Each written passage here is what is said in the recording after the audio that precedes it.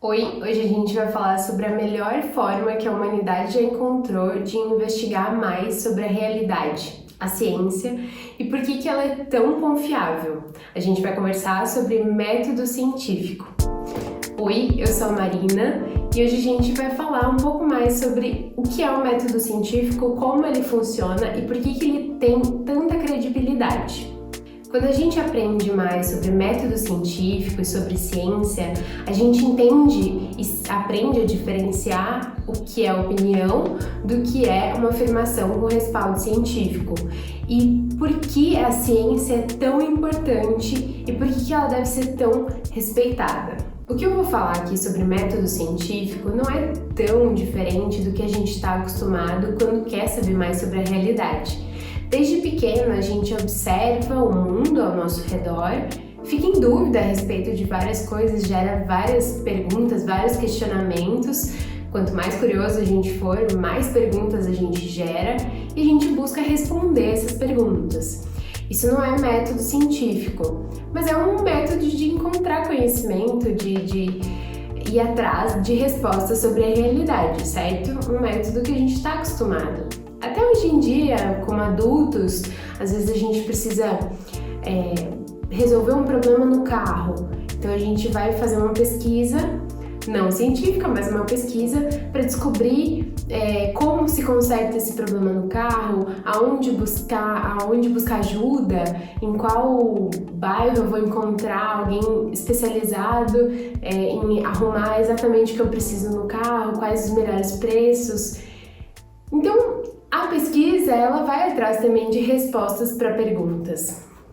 A gente tem outras formas de conhecimento valorizadas, que são diferentes do conhecimento gerado pela ciência, mas são muito importantes, como as artes, sabedoria popular, a música, né? E a ciência é só um conhecimento diferente.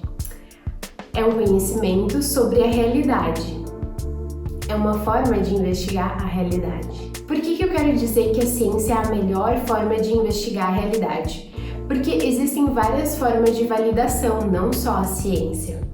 A gente tem, por exemplo, a validação consensual, que é quando muitas pessoas concordam sobre o que é verdade e aí por isso aquilo é válido. Por exemplo, em um júri popular, né, quando ali o réu é acusado de ter cometido determinado crime, é levado a júri para alguns crimes, claro, não para todos, e aí são convocadas pessoas da população que vão dar a opinião delas e ela vai contar para a gente saber se esse réu vai ser condenado ou não. Então é uma forma de validação tão válida que muda ali a vida de uma pessoa, que decide se aquela pessoa vai ser condenada ou não, certo? Outra forma de validação, que também é muito comum no direito, é a validação por perito, que é quando uma pessoa especializada vai avaliar e dizer qual é a verdade, digamos assim, né? Então, por exemplo, um juiz, no caso do direito, ou um crítico de arte, no caso da arte, vai avaliar aquela peça e vai dizer, sim, é arte e quanto vale e quão rara é e tudo mais, porque tem o conhecimento suficiente para dar aquela carta de validade, digamos assim, porque tem conhecimento suficiente para nos dizer isso. Outra forma de validação também bem comum, por exemplo na filosofia, é uma validação interna, por regras lógicas. Então, de uma forma racional, a gente, de acordo com as regras lógicas, chega a uma conclusão. Na filosofia funciona assim. E todas essas formas de validação são importantes para o objetivo e para a finalidade que cada uma delas tem, que não é o mesmo objetivo e finalidade da ciência, que é descobrir mais sobre a realidade prática. E nisso, a ciência é especialista, por causa do método científico, justamente. Então vamos lá, como é que a gente descobre mais sobre a realidade prática? Bom, primeiro passo de todos é, assim como quando a gente era criança, assim como a gente faz até hoje no nosso dia a dia, é observação. A primeira coisa que a gente faz é observar o mundo ao nosso redor, observar uma matéria determinada, observar no caso da sociologia, como as pessoas, como os grupos de pessoas se comportam, como a sociedade se comporta, observar tudo ao meu redor e dali é inevitável que surjam perguntas. Essas perguntas podem ser minhas, podem ser perguntas de uma comunidade científica. Perguntas vão surgir inevitavelmente de uma observação da vida que nos cerca, certo? Pois bem, primeiro que essas perguntas não necessariamente vão ser aptas à ciência, digamos assim. Por quê? Porque eu posso ter perguntas que aqueles outros tipos de conhecimento que a gente já conversou vão me responder. Então, perguntas que talvez a música me responda ou a religião me responda. Por exemplo, perguntas de significado, né, da vida. Elas têm mais a ver com religião, não vão ser respondidas pela ciência. Perguntas sobre a beleza intrínseca em determinada obra de arte talvez seja respondida mais pela arte, ou seja, subjetiva e pela experiência a gente vai responder. A ciência entra aqui para responder as perguntas sobre a realidade prática, como a gente conversou. Então tá, digamos que eu tenha lá uma pergunta sobre a realidade prática, uma dúvida cruel sobre determinada matéria. A primeira coisa que eu vou fazer é olhar para ver se alguém já respondeu isso. Afinal de contas, a ciência é um empreendimento coletivo. Não sou eu a única pessoa que tem dúvidas e que vai atrás das respostas para essas dúvidas. Vários outros cientistas, várias outras pessoas super curiosas também têm dúvidas e às vezes têm a mesma dúvida que eu e vão atrás dessas dúvidas e chegam a uma resposta onde eu posso, de repente, me aprofundar e obter resposta para essa minha pergunta. Então eu vou lá procurar nas bases de dados, vou procurar a mesma pergunta que eu tenho e ver se ela existe. Se ela existe, pois bem, dúvida sanada. Se eu quiser continuar a minha pesquisa, fazer uma pesquisa, eu vou ter que procurar outra pergunta. Mas se ninguém tiver respondido, bom, aí eu tenho uma boa pergunta, possivelmente para eu tentar responder. Tudo isso que eu tô falando, eu vou deixar vídeos aqui embaixo falando sobre como fazer uma pesquisa, se vocês tiverem curiosidade, tiverem vontade de fazer a própria pesquisa de vocês. Agora eu tô falando no modo geral em como funciona o método científico, mas aqui embaixo eu vou deixar playlist sobre tipos, ferramentas metodológicas para ciências humanas e também sobre como fazer a pesquisa do zero. Fechado? Então, ok, eu tenho uma pergunta que eu quero responder dentro da minha área de interesse, algo que eu quero dedicar uma parte do meu tempo para responder. Então, qual é o próximo passo? Bom, o próximo passo é especular qual eu acho que seria a resposta para ela, que a gente chama de hipótese, né? Hipótese é uma resposta temporária para minha pergunta de pesquisa. Às vezes, a minha pergunta de pesquisa já surge ali do senso comum. Por exemplo, manga com leite faz mal. E aí eu penso, será? Então aqui na minha hipótese, eu posso dizer assim, acho que não faz mal.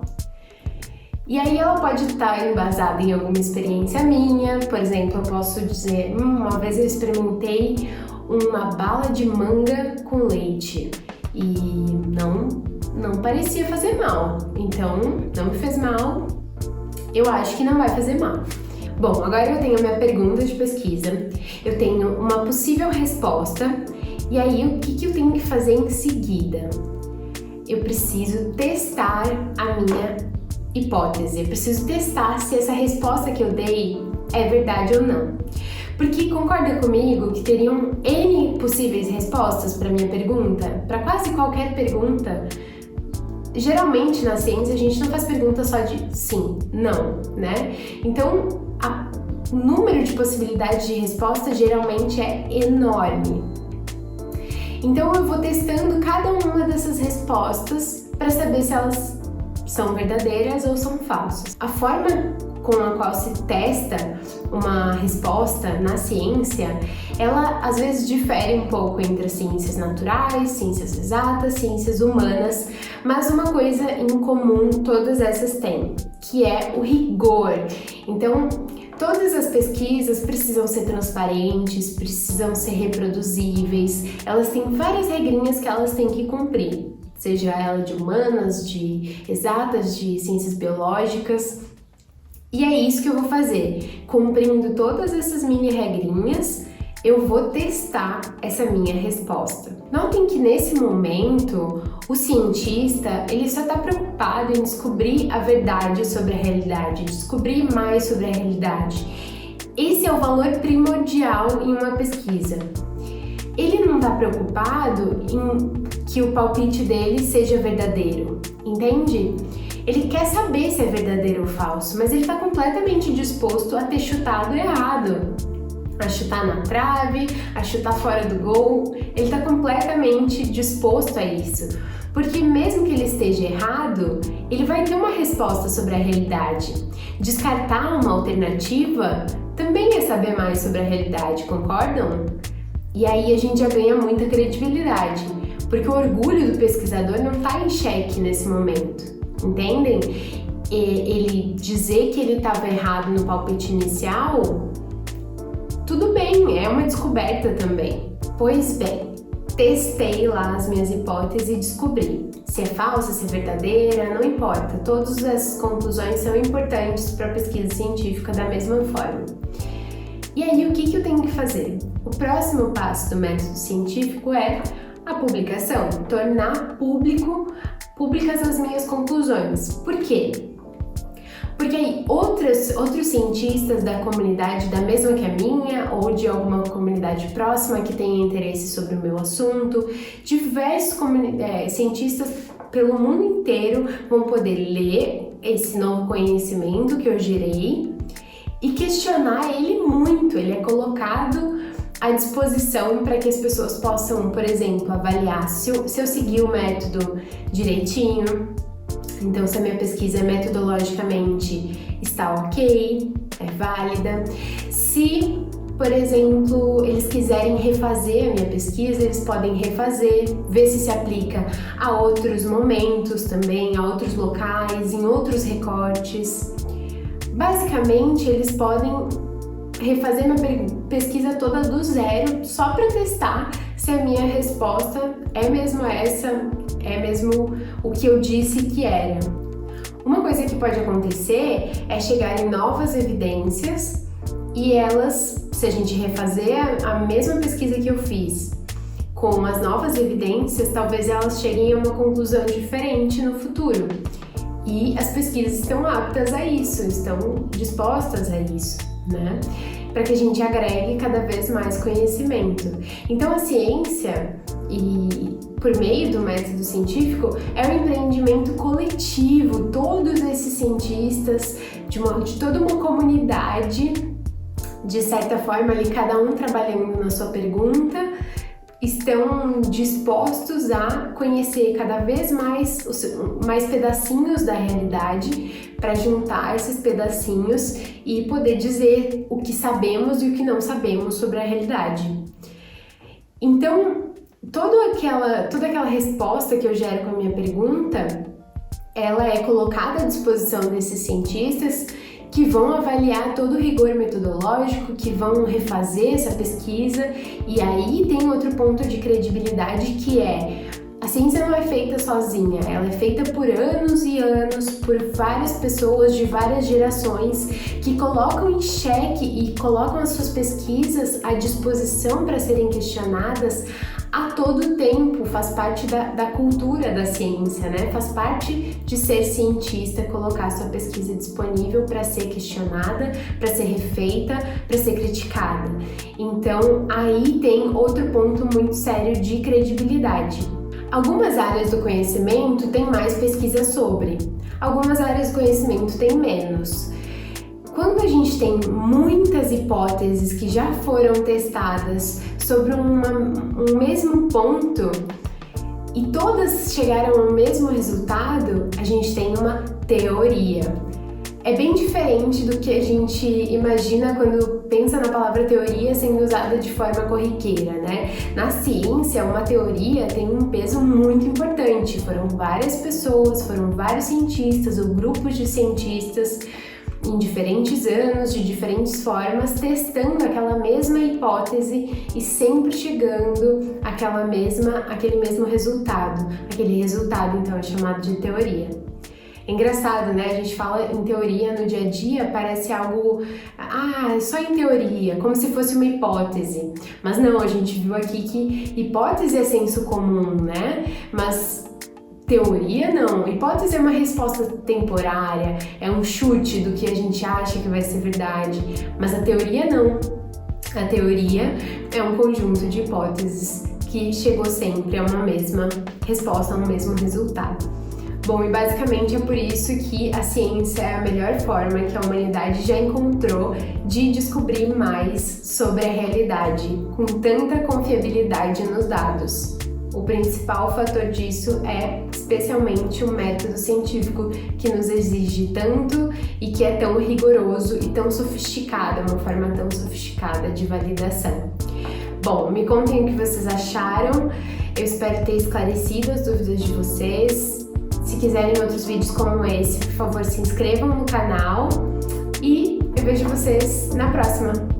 Beijo e até!